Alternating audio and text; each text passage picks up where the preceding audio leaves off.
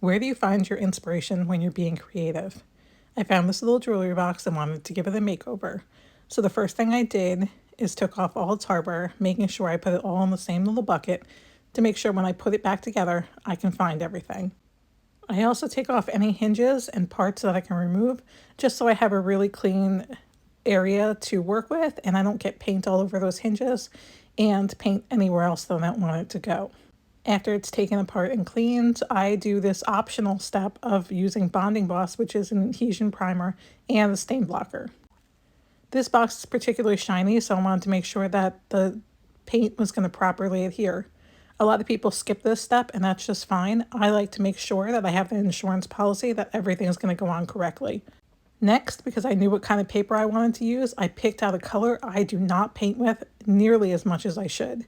Dixie Belle's Terra Cotta. It's a beautiful color, and it goes perfectly with Moorish Tiles by Dixie Belle.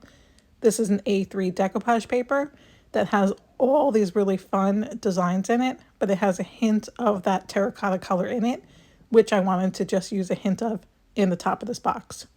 I'm actually embarrassed how long it took me to figure out which way I wanted this paper to go, and I put way more thought into it than I needed to.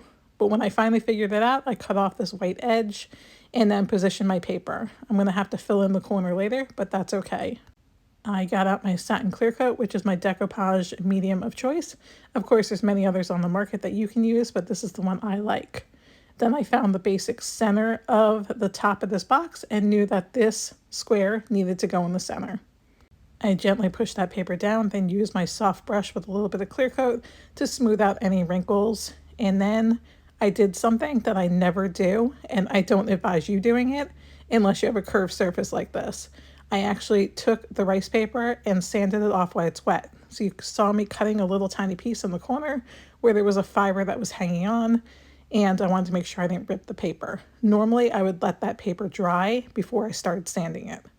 Here's me adding that little piece of corner just to fill in that little bit that's missing, and I love this little piece too.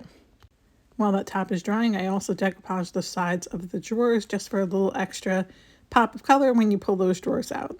So I cut out a couple squares for each drawer side and again decoupage them on with my satin clear coat. Once everything was dry with the clear coat, then I took my sanding block and took away all the extra pieces. I think this jewelry box didn't need anything else. I think it looks really cute with the terracotta and the paper on top. And then when you pull out the drawers, you have that extra little pop of paper. My inspiration here was I wanted to use this Moorish Tiles paper, and terracotta was the perfect go-to for that.